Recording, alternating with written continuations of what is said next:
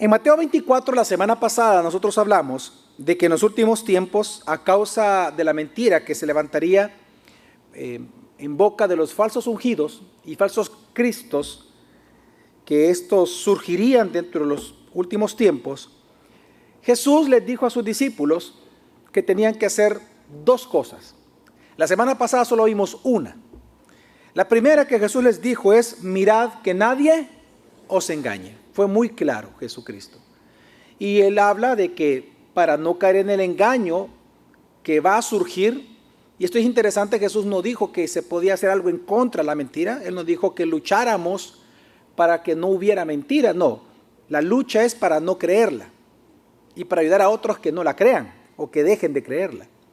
Entonces, la manera en que nosotros huimos o la manera en que nosotros no permitimos ser engañados es conociendo y estudiando y dependiendo cada día del Evangelio.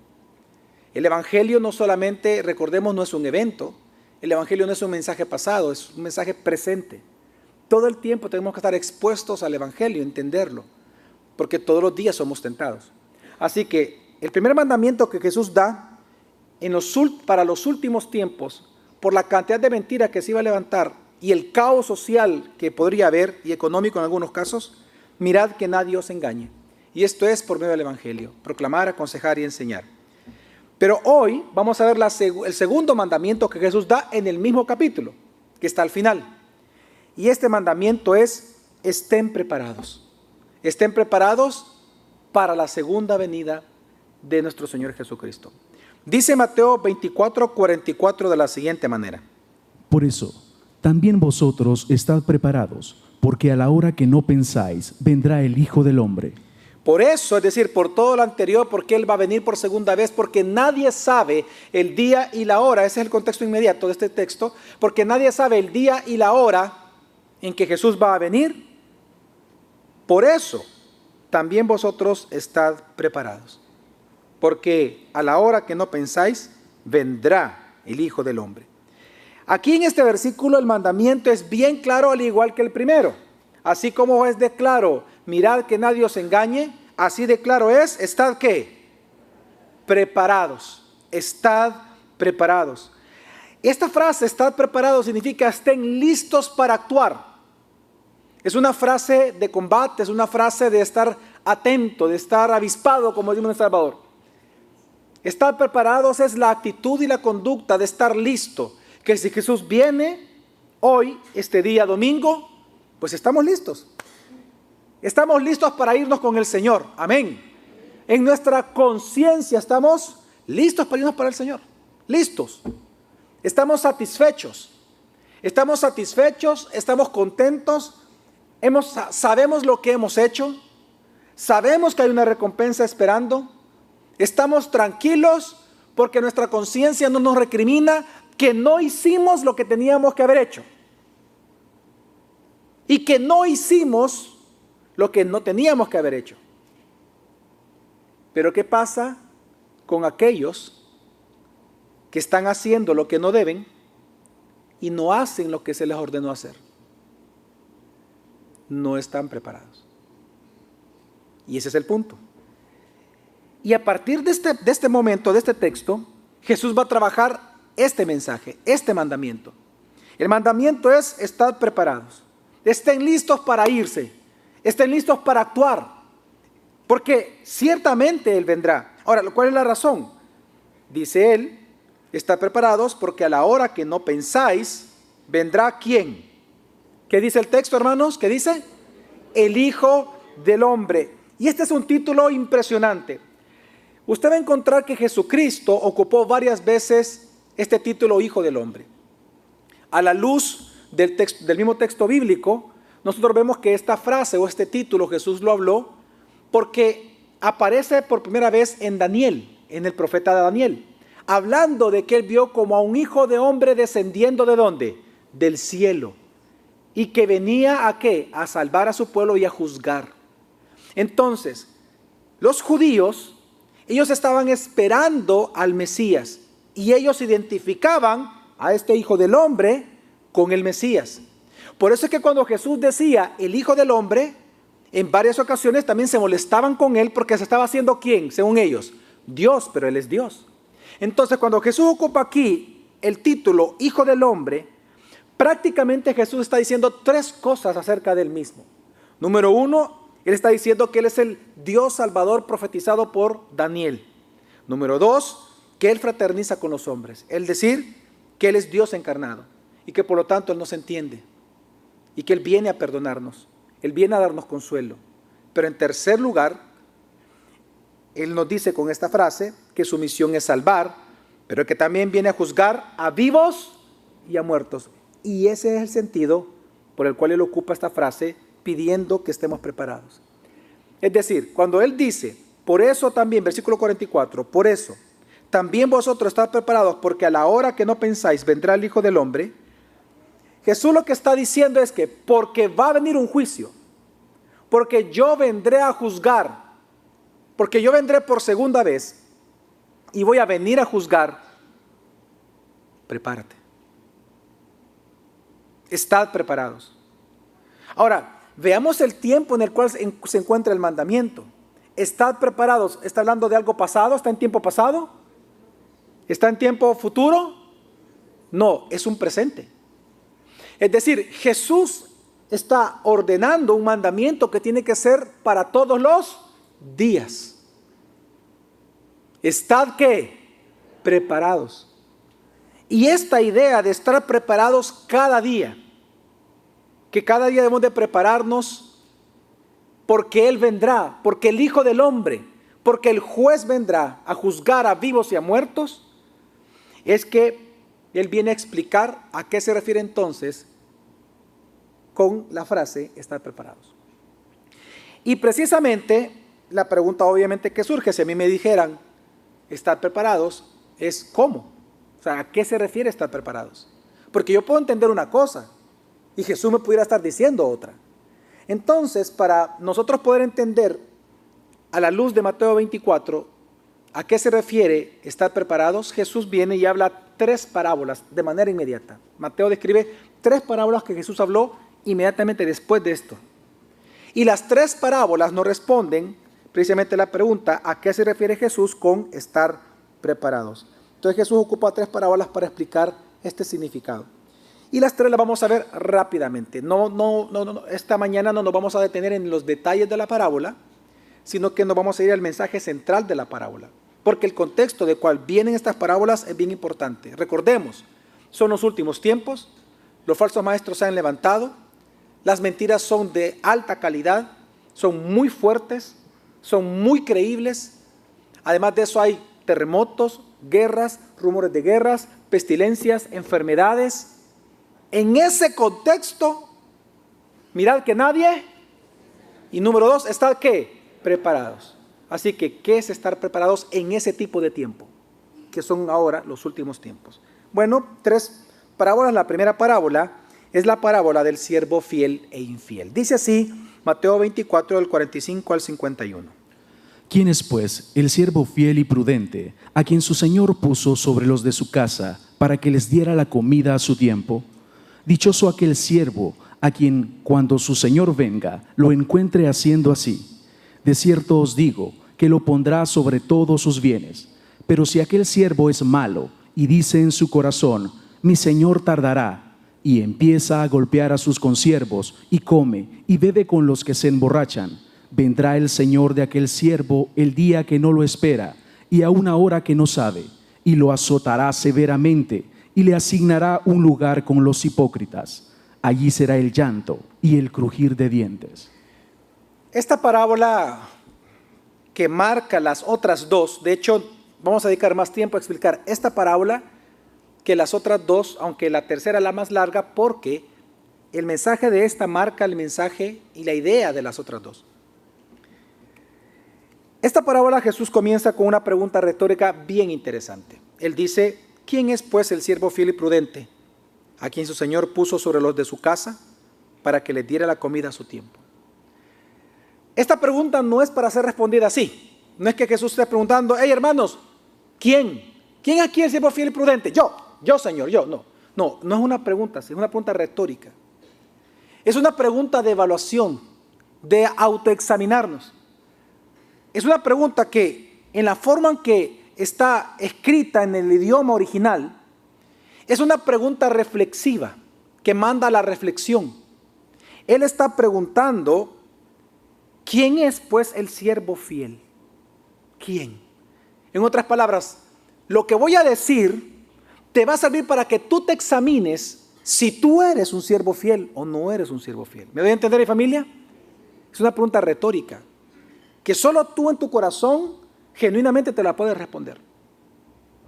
¿A la luz de qué? A la luz de lo que Él va a enseñar, a la luz de lo que Él va a decir. Si tú, como dice el apóstol Pablo en sus cartas, en la carta de los Corintios, que nos manda a que cada uno nos examinemos si en verdad estamos en la fe, exactamente esto es lo que hace esta parábola. Es la intención de esta parábola. La motivación es esa.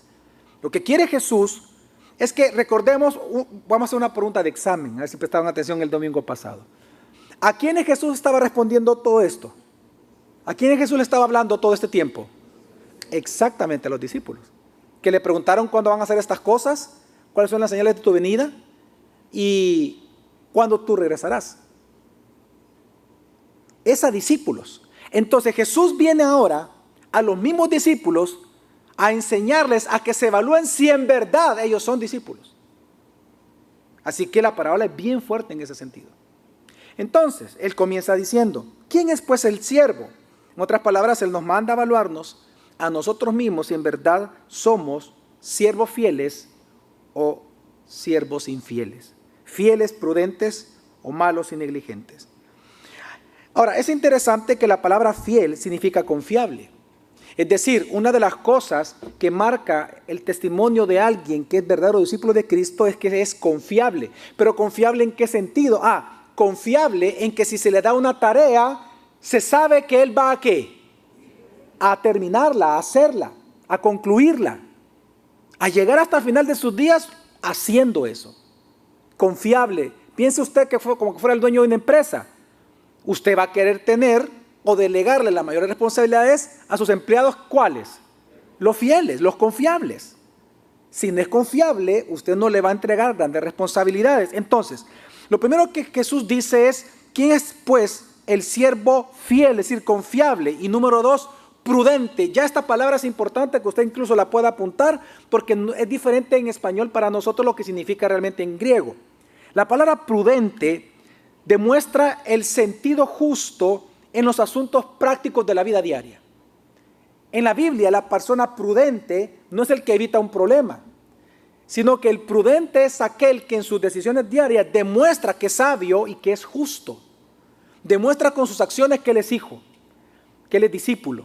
Demuestra con sus acciones, pero en lo más trivial del día, demuestra que él es un verdadero creyente.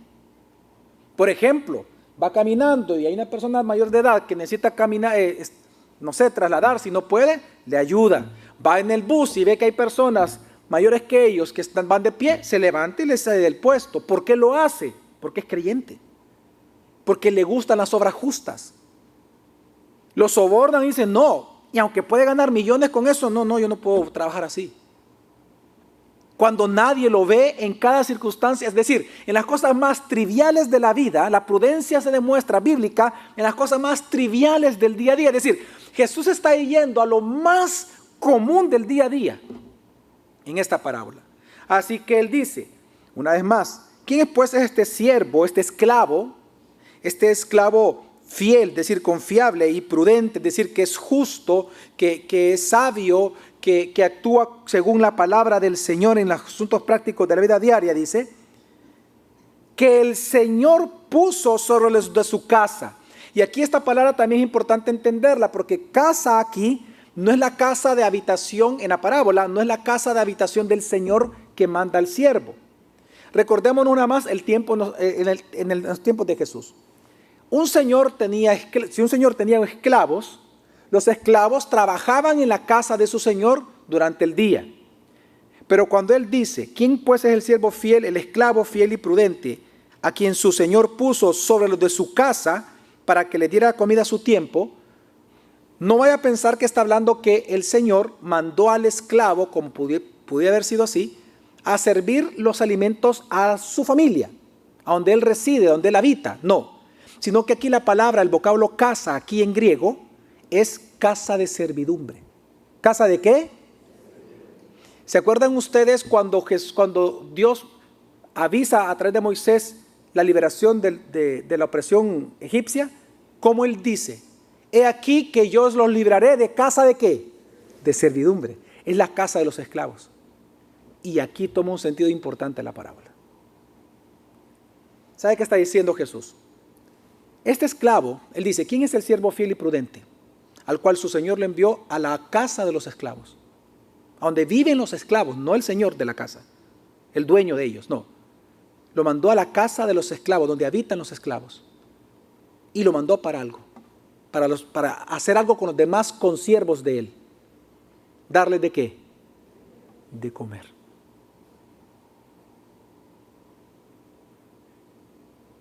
Es como que si Jesús preguntara, ¿quién aquí en esta iglesia es el siervo fiel que el Señor puso acá en esta congregación para servir a los demás el alimento diario?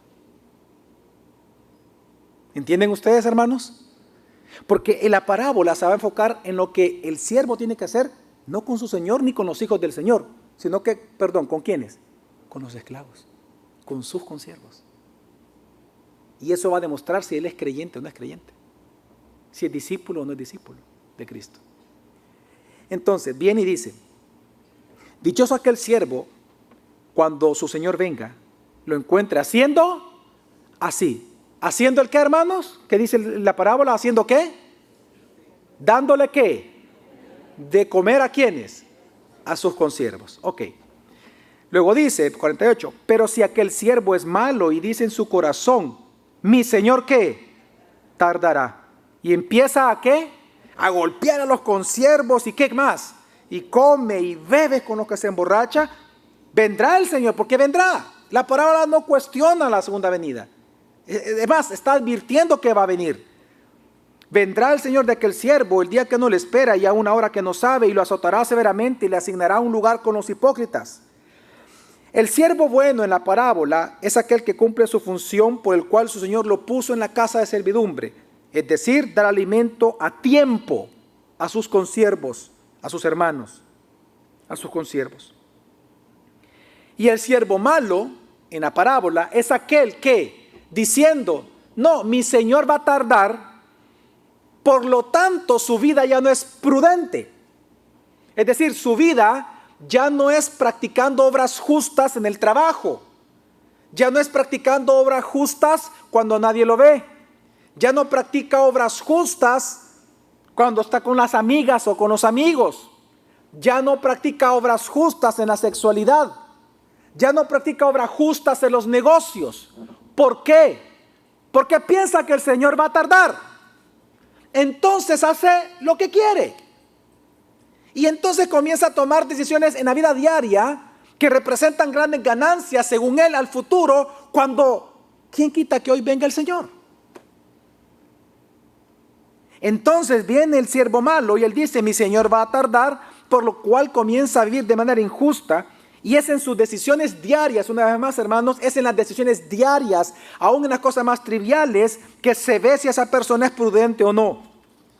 Es decir, el siervo malo es aquel que usa su tiempo, su tiempo cada día, como si Cristo nunca le va a pedir cuenta del uso de su tiempo. El siervo malo es aquel que usa su dinero como que si Jesús nunca le va a pedir cuenta de cómo usó su riqueza. El siervo malo es aquel que usa sus habilidades, sus dones, lo que posee, como si Jesús no va a venir mañana o hoy. Y por lo tanto lo usa como él quiere, no como le ha sido ordenado. Porque de otra manera Jesús va a tardar. Así viven algunos. No, yo me voy a arrepentir hasta el final. Al final de mi día y me arrepiento. Ay, insensato. ¿Y qué si viene el Señor hoy domingo? Y mañana lunes si amaneces y estás con vida y no te has ido al cielo, ¿Cómo vas a vivir ese día? Como si el Señor va a venir ¿cuándo? Mañana mismo, lunes. Y el martes, como si el Señor viniera ¿cuándo? Y el miércoles, ¿cómo vas a vivir? Exactamente el sentido de esta parábola. Estad preparados, porque nadie sabe cuándo Él vendrá. El arrogante, el malo, dice no, Él va a tardar.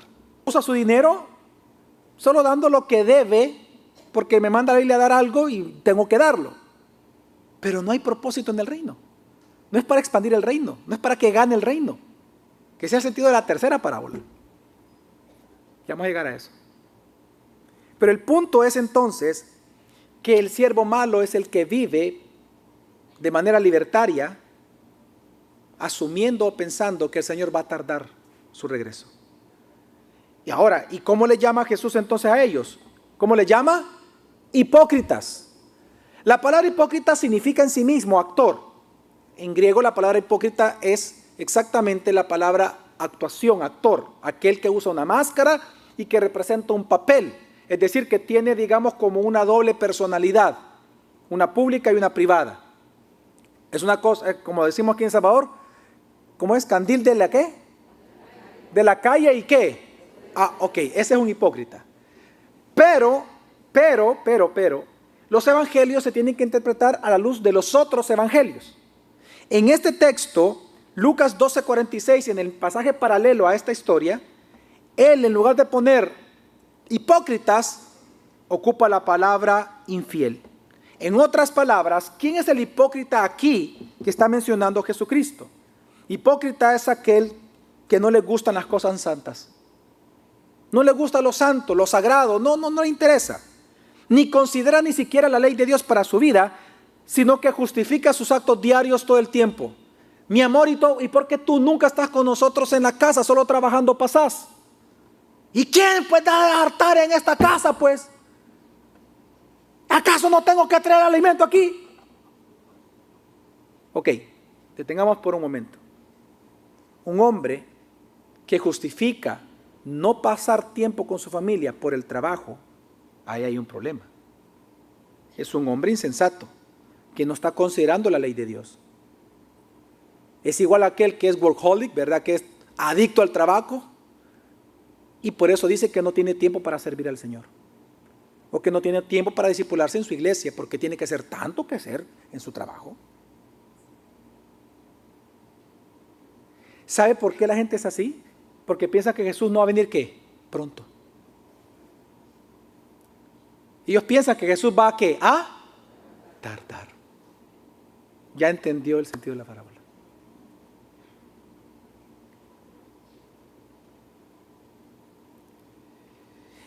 Y es que en la parábola dice que el Señor vendrá cuando la gente piensa que no. Ahí es donde Él va a venir. O sea que el estado espiritual del mundo va a ser terrible. Porque la gente va a pensar que Él ya no va a venir. Y ahí es donde Él vendrá a juzgar. ¿Y cómo va a ser el juicio? Bueno, al siervo bueno dice, Él mismo le llama que será dichoso. Porque tendrá responsabilidades sobre lo verdadero. Pero al siervo malo dice que lo cortará en dos. Aquí la palabra azotar es una palabra tan interesante aquí, en este texto, porque la palabra azotar en griego aquí es cortar en dos, pero tiene sentido. Es un juicio de ojo por ojo, diente por diente. Así como el actor tiene dos que, y está dividido, así va a ser el juicio de Dios sobre ellos. Los va a cortar, dice, y va a ser echado al infierno. A los hipócritas. Entonces, hermanos, hermanas, la idea central de esta parábola es que en los últimos tiempos no solo debemos de predicar el evangelio para que nadie nos engañe, sino que a la par de esto debemos de vivir de la manera y con la conducta propia como los discípulos de Cristo a lo cual estamos llamados a vivir. ¿Me doy a entender, hermanos? Hermanos, ¿me doy a entender? La idea de esta parábola es que en los últimos tiempos no solo usted debe de estudiar el evangelio, predicar el evangelio, proclamar el evangelio, aconsejar el evangelio, enseñar el evangelio, vivir por el evangelio, vivir para el evangelio, para que nadie lo engañe, sino que a la par de todo eso, debe de vivir según la manera como un discípulo de Cristo vive o debería de vivir. con una conducta propia de un discípulo de Cristo.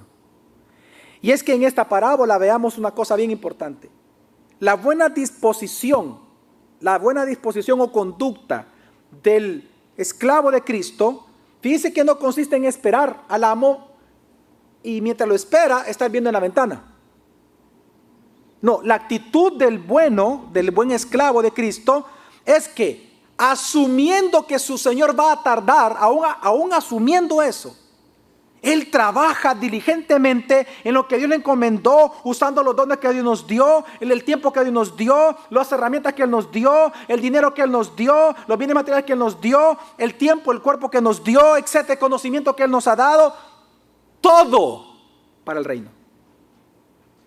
Y esa es su vida, así es su vida. Disfruta con sus hijos, disfruta con su esposo, pero todos juntos para el reino. Porque asumiendo que Él va a tardar, Él no se retrae, no se queda en la ventana esperándolo.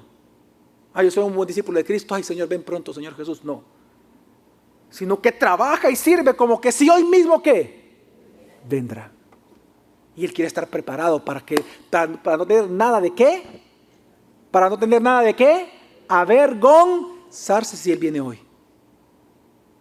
Mientras que el malo, ¿sabe cuál fue el pecado del siervo malo? Fue asumir que su alma no vendría pronto. ¿Qué significa? Que él llegó a pensar que él no rendiría cuentas a nadie. Por tanto, pensó que él podía vivir como quiere.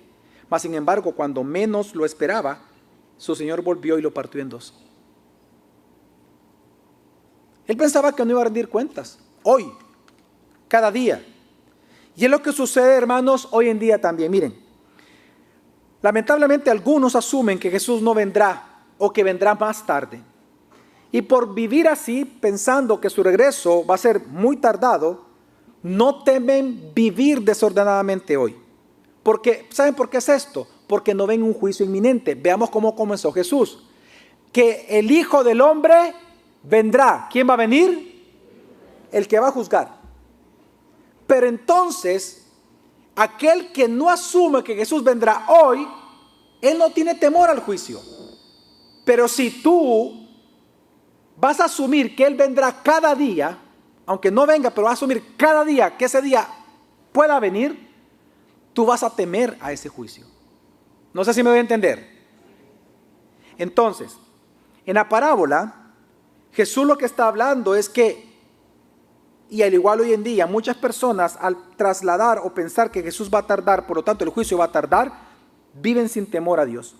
Es lo mismo que dice el Salmo 10. Interesante lo que dice el Salmo 10, lo vamos a leer aquí, del 3 al 6, dice: el malvado levanta insolente la nariz y dice: no hay Dios. Y luego ¿qué dice? No hay quien me pida cuentas. Eso es todo lo que piensa. Para él, dice el salmista, tus juicios están ¿qué? Lejos. Y luego dice, muy lejos de su vista. Y piensa, por tanto, que nadie ¿qué? Lo hará caer y que jamás tendrá problemas. Y de igual manera, el libro del Salmo 73:11 y Sofonías 1, versículo 12, dice exactamente cosas similares. Que el malvado, asumiendo que su Señor vendrá tarde, o que el juicio es tarde, o que Dios viendo no hace nada, o no ve y no hace ni siquiera algo por el bueno ni malo por el malo, entonces cada uno vive como quiera. Sin embargo, hermanos, el discípulo verdadero de Cristo no vive así. El verdadero discípulo en la Biblia es el que vive como si Jesús mismo viniera esta misma noche. Vive constantemente confesando sus pecados a Dios, vive de manera justa y vive confesando sus pecados de los cuales se arrepiente cada día. Por eso mi pregunta es, hermanos, ¿cómo usted vive? Usted. Sí, usted. No el que está a su lado. No, usted. No piense en su esposa. No piense en su esposo. Usted. ¿Cómo está viviendo? Pregúntese, ¿es usted un siervo fiel y prudente o malo y negligente? ¿Usted demuestra ser justo en los asuntos prácticos de la vida? Una vez más, ¿usted demuestra ser justo en los asuntos prácticos de la vida? El uso de su tiempo, ¿qué testifica de usted? que usted espera a Jesús que vendrá hoy o que Él va a tardar su regreso. El uso de su tiempo, que habla, que predica, que Jesús vendrá hoy o que Él vendrá después. El uso de su dinero, que está predicando, que Jesús vendrá tarde o que vendrá hoy este día. Hermanos, tenga cuidado, porque cuando Israel construyó el becerro de oro, lo hizo por el mismo motivo que está hablando la parábola. Mi esposa me recordó, me dice, ¿te acuerdas? Me dice, ¿cuál fue la razón por la cual Israel hizo el becerro de oro? Sí, le dije yo. Dice la Escritura en Éxodo, que cuando ellos vieron que Moisés tardaba en bajar del monte, fue cuando le fueron a decir a Aarón, haznos dioses para que los adoremos.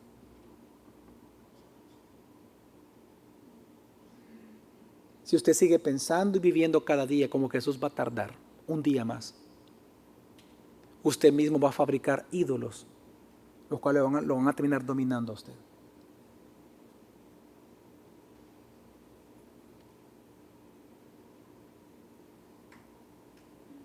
Estad preparados, porque el Señor vendrá. Por ejemplo, lo que usted había planificado hacer hoy esta tarde, ¿qué demuestra? ¿Que piensa que Jesús vendrá hoy? ¿O que Él vendrá en 25 años? ¿O que Él no vendrá en 100 años? La forma en que está manejando sus negocios, su tiempo, sus palabras, la forma en que usted pasa el tiempo con sus amigos, la forma en que habla, se comunica, las ideas, lo que hablan, ¿qué demuestra? ¿Que Él vendrá hoy o que vendrá en 100 años?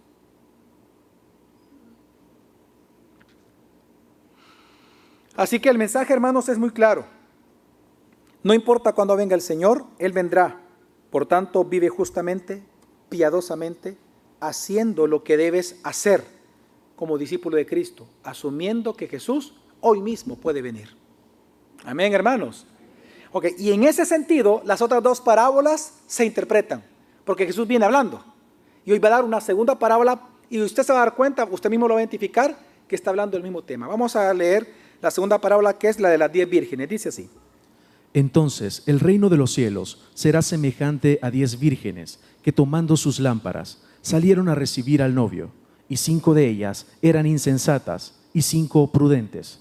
Porque las insensatas, al tomar sus lámparas, no tomaron aceite consigo, pero las prudentes tomaron aceite en frascos junto con sus lámparas.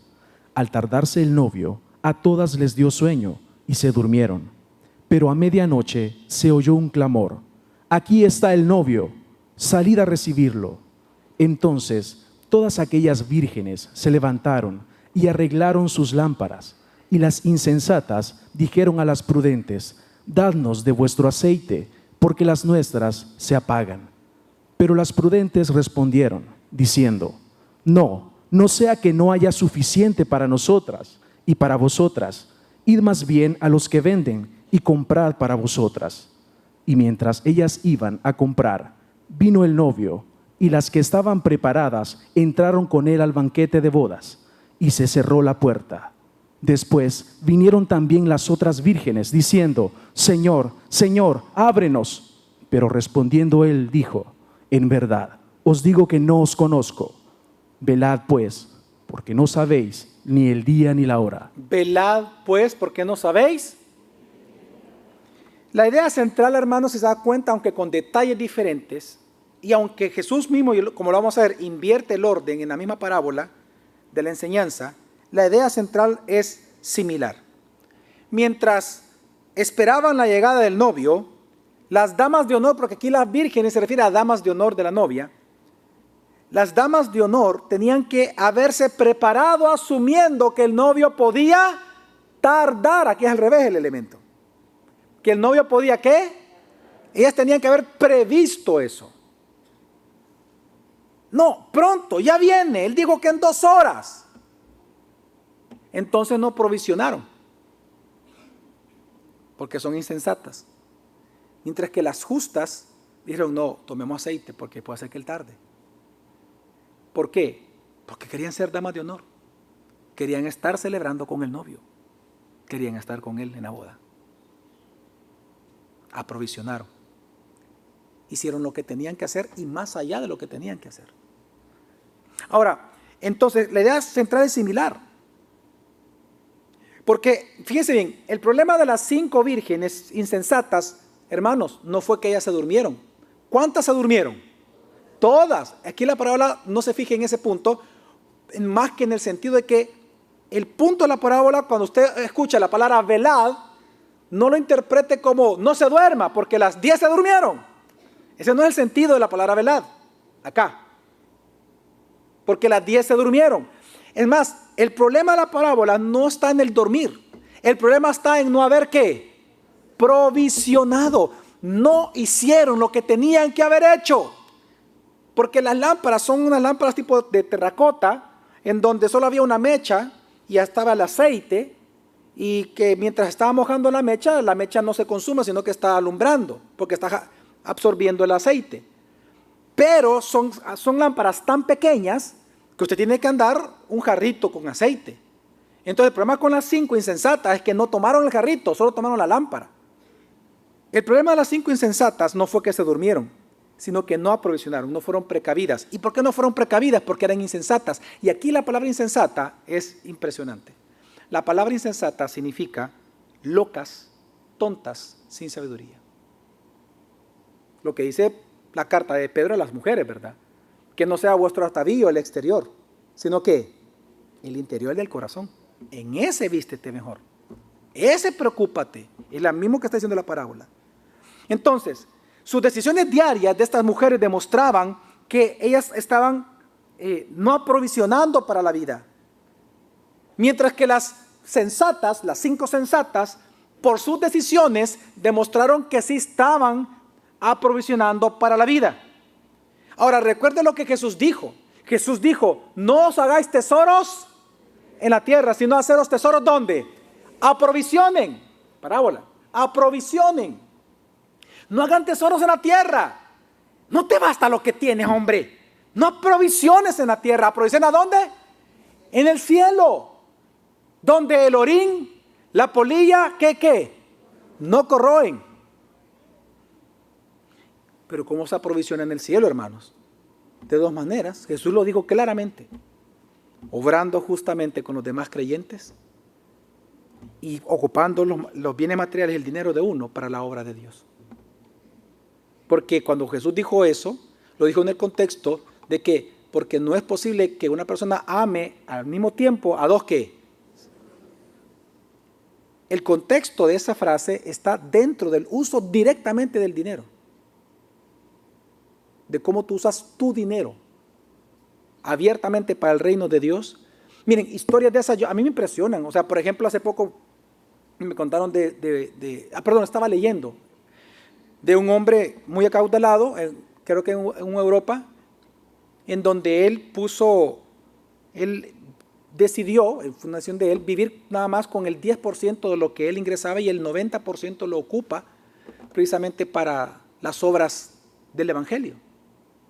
Un hombre millonario, él dice vivir, no deja de ser millonario porque le ingresa tanto. Recuerdo la historia de una persona, un creyente, que él era zapatero, creció, compró máquinas, puso que eran 4 o 5 líneas de zapatos, cada línea producía diferentes tipos de zapatos y él dijo, bueno, tengo 5 máquinas. Una máquina, todo lo que produzca esta máquina va a ser para el reino. De hecho, conozco la historia y dijo, todo lo que aquí produzca, le dijo a su gente, va para la iglesia. Ni me pregunten, o sea, todo lo que aquí produzca, todas las utilidades, todo va para la iglesia.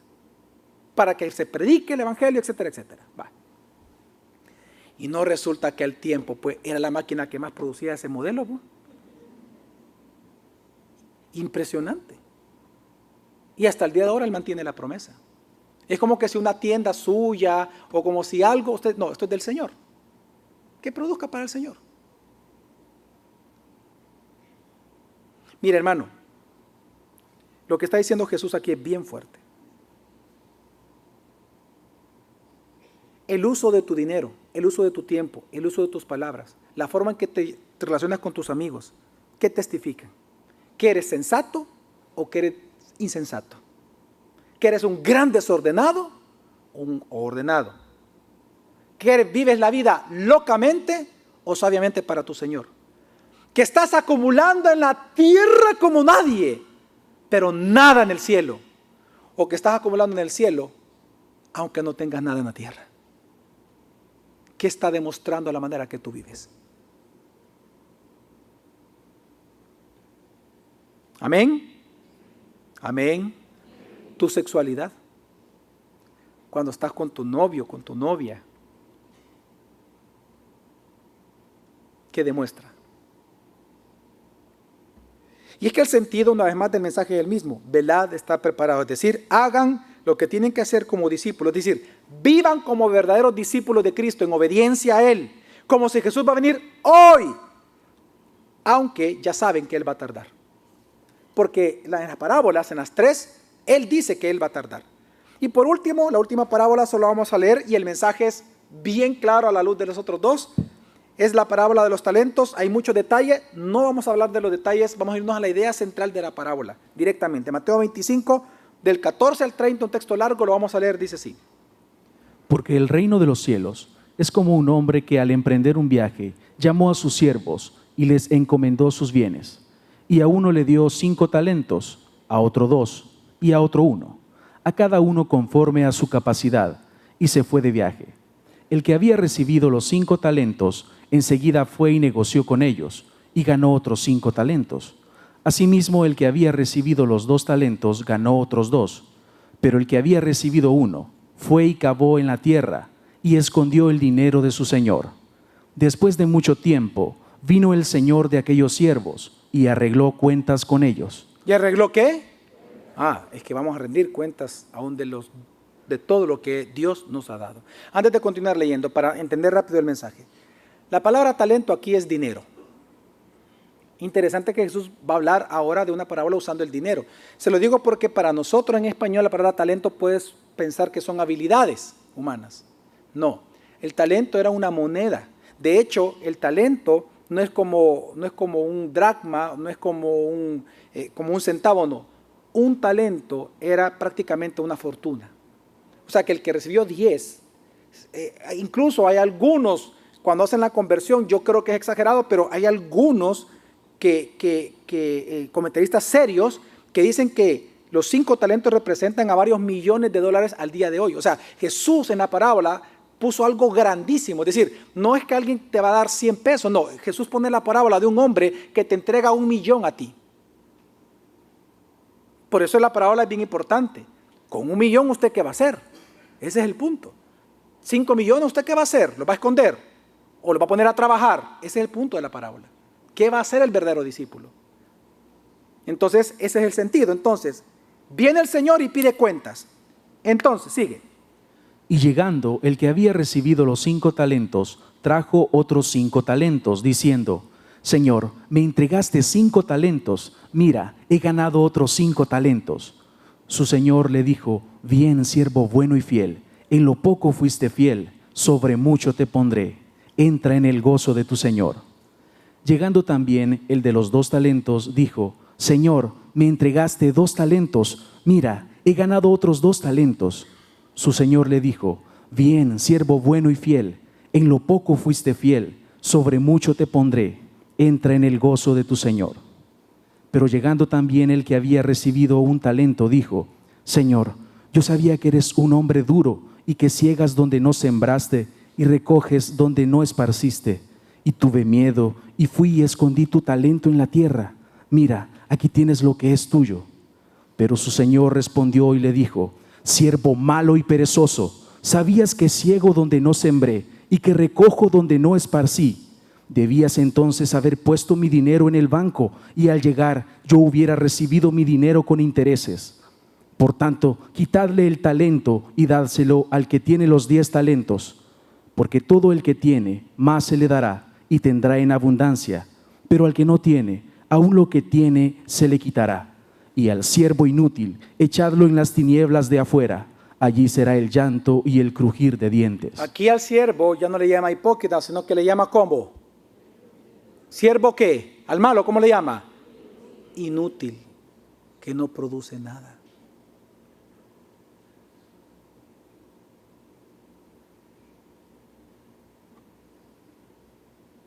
Y tiene sentido al final, ¿no? Cuando él toma lo que tenía el inútil y se lo pasa al que sí produjo el doble. Bueno, los dos produjeron el doble, pero al que produjo más.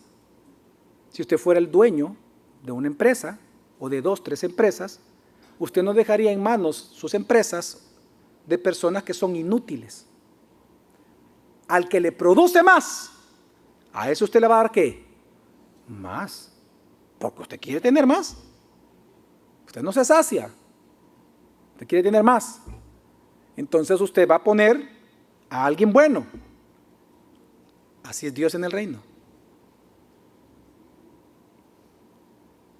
Él quiere tener más. Solo que lo que Él quiere es justo, santo y bueno. Y entonces Él lo que hace es que prueba, reparte. ¿Okay? Toma. A ti te voy a entregar una familia, 3 hijos. A ti, bueno, ustedes van a ser casados, pero no van a tener hijos, pero te voy a entregar una buena empresa. Tú vas a qué, bueno, te vas a divorciar, pero y aquí está esto, Y a cada uno Dios sabe lo que le dio. Ok, cuando Él venga, ok, ¿qué hiciste con tu tiempo? Vamos a ver, para mi reino, para mí. Ok, dime, ¿cómo hiciste con tu tiempo? Tus palabras, te di habla, ¿verdad? Ok, ¿cómo ocupaste tu tiempo para hablar? Tus negocios, ¿para qué los ocupaste? ¿Dónde fuiste? ¿Dónde lo gastaste? Quiero ver, ¿dónde está? Para mi reino. El tiempo con tus hijos, ¿en qué lo ocupaste? Jugar PlayStation. ¿No les enseñaste Biblia? ¿No los llevaste a la iglesia? ¿No les dijiste que me sirvieran? ¿Me doy a entender, mi familia? Es impresionante. El Señor da talentos. Aquí es una fortuna la que está entregando a cada uno. Así que, ¿quién es el siervo bueno y fiel aquí? El confiable, el que produjo el doble. Sea que dio 5 talentos o que le dio 2 talentos. El siervo infiel es el que no produjo. Entonces, ¿cuál es la idea central de la parábola, hermanos? La idea central de la parábola es que, veamos una cosa, lo malo dentro del reino de Dios, a la luz de esta parábola, lo malo dentro del reino de Dios es no hacer nada con lo que Dios te ha dado.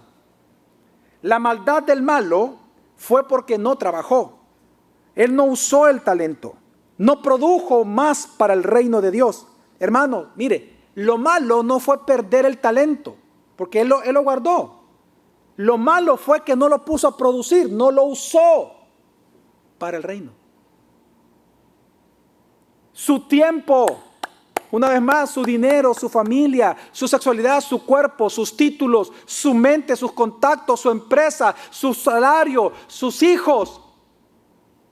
¿Hacia dónde usted los está usando? ¿A que le produzcan a Dios? ¿O a que se produzcan a ellos mismos? ¿O a usted mismo? Hermano, estar listo para, aquí dice estar listo para el regreso del dueño del talento significa usar el tiempo para obtener el máximo beneficio para el que le dio el talento a usted. Así que el sentido del mensaje, una vez más, de esta parábola es el mismo. El verdadero discípulo de Cristo espera la segunda venida del Señor, pero lo hace trabajando en la misión encomendada. Y mientras trabaja en la misión encomendada, vive justa y piadosamente como verdadero discípulo de Cristo que es. ¿Me doy a entender? No me doy a entender. Así que en las 3 parábolas vemos varios elementos. En las 3 parábolas vemos los mismos elementos. Número 1, los malos fueron los que se enfocaron en calcular el regreso del Señor. No, si todavía no viene, hombre, mira. No, que... Los malos se enfocaron en calcular el regreso del amo, juzgando que se tardaría. Por lo tanto, vivieron desordenadamente, locamente, de la manera injusta, inapropiada, sin temor. Un segundo elemento que vemos en las 3 parábolas es que aunque ciertamente Jesús, como dice la Escritura aquí, en nuestra mente va a tardar, pero Él va a venir. Y cuando venga, Él va a juzgar severamente. Y en tercer lugar vemos que los buenos, los siervos buenos, los esclavos buenos, son los que, asumiendo que el Señor va a tardar, aún así trabajaron como si Él fuera a regresar hoy. Por lo tanto, son fieles, confiables en el uso de su dinero, en el uso de su tiempo, en el uso de sus recursos, en el uso de sus talentos, de sus habilidades, de sus dones, conforme a la Escritura, para Dios y el reino de Dios. Y por lo tanto viven dignamente, piadosamente, como todo discípulo de Cristo está llamado a vivir. Hermanos, así nosotros debemos de hacer hoy. Todos nosotros los que estamos aquí nacemos pecadores, pero Dios encarnó en la persona de Jesucristo. Amén. El Hijo del Hombre vino a la tierra. Y por lo tanto, aunque nacimos pecadores, Él vino a salvar, pero también vino a juzgar. Por lo tanto, va a venir, a juzgar. Por lo tanto, hermanos y hermanas, a los creyentes, a mis hermanos verdaderos en Cristo, hermanos, debemos por lo tanto vivir cada día esperando, es cierto, el retorno de nuestro Señor Jesucristo, pero cada día viviendo como que si Él vendrá hoy mismo. Es decir, piadosamente, santamente y en obediencia real a los mandamientos de la Escritura, usando todo lo que Él nos da para la iglesia, para el reino de Dios, para que el evangelio se expanda en nuestro país. En la región de Centroamérica y el Caribe, el 66% de las personas van regularmente a la iglesia. Lo interesante es que en la edad entre 18 años, creo, a 25 años, por ahí aproximadamente, los jóvenes de ahora, estos jovencitos, no van a las iglesias. Entonces yo le decía al pastor Héctor, reunite porque es algo que vemos en la iglesia, y pastores con los que yo he hablado, hemos visto que son los jóvenes los que están dejando de llegar a las iglesias. Pero este dato me confirma, obviamente, lo que ya estadísticamente lo que habíamos visto. Yo le digo, pastor Héctor, mira, sería bueno que planificáramos para el próximo año hacer cosas específicas para ser discípulos de los jóvenes, discípulos de Cristo, afuera y adentro de la iglesia. Pero para hacer todo eso, ¿qué se requiere? ¿Qué se requiere, hermanos? Recursos. 1, personas, jóvenes, que digan sí, yo quiero servir al Señor. Adultos, yo quiero servir al Señor en eso. Ganemos los jóvenes para Cristo. 2, ¿qué tipo de recursos? Tiempo, planificación, ejecución, diseño. 3, económico. Entonces, usted tiene que entender, hermano, que en la vocación donde Dios lo colocó a usted, hay una misión que cumplir. Por lo tanto, el uso de lo que usted va a hacer, de los bienes que usted posee, incluyamos en esos bienes su tiempo como un bien, cuantificable incluso, hermano, dispóngalo al servicio del Señor, como si Jesús hoy va a venir. Y usted ya hizo ese ejercicio mental. Bueno, y si Jesús viene hoy, ¿qué voy a hacer con mi casa? ¿Qué voy a hacer con el carro ahorita? No, seamos francos, si Jesús viniera hoy, ¿qué sentido tienen esas cosas? Entonces, ¿por qué no las usamos para el reino? Así vivían los cristianos en el primer siglo. Por eso creció el evangelio impresionantemente. Y ese es el espíritu de la reforma. Vivir para Cristo todo el tiempo. Bueno, de hecho Calvino fue el que rescató fuertemente, dijo, ocupó a este hombre para rescatar el concepto de la vocación cristiana que se había perdido. De que no importa lo que tú hagas, desde un orfebre hasta un gran empresario, ambos van a rendir cuentas al Señor y ambos trabajan coramdeo. Por lo tanto, cada día o honran a su Señor o lo deshonran con lo que hacen. No tiene que ver el trabajo, tiene que ver la conducta y el corazón. Y las 3 parábolas hablan de esto. Así que tú como esposo, como esposa, en la forma en que tú atiendes a tu esposo, en la forma en que tú atiendes a tu esposa, ¿acaso demuestra que tú estás esperando que Jesús venga hoy o que Él va a tardar 100 años? La manera en que tú tratas todo esto. Así que, hermanos, pero la pregunta con la cual termino, ¿cómo aprender? Pastor, ¿cómo yo puedo aprender a estar preparado? La Biblia. Por lo tanto, yo te invito a 3 cosas. Como si Jesús viniera hoy, domingo, a las 12 del mediodía. 1, ve y toma las clases y firma el pacto de membresía. El pacto de membresía es una declaratoria pública de mi compromiso con mi iglesia local. Comprométete con el Señor de cuidar su iglesia local. Sé fiel, sé un siervo fiel, confiable para el reino de Dios, cuidando tu iglesia local donde Dios te colocó. Porque esta es tu comunidad de fe, no otra, esta. Segundo, participa del proceso Crece. Ahí se te va a enseñar cómo estar preparado realmente. Y número 3, asiste a un grupo discipular. Aprende a ser un verdadero discípulo de Cristo. Amén, hermanos. Amén. Dígale que está a su lado. Estad preparados porque Él vendrá pronto, dígale. Vamos a orar.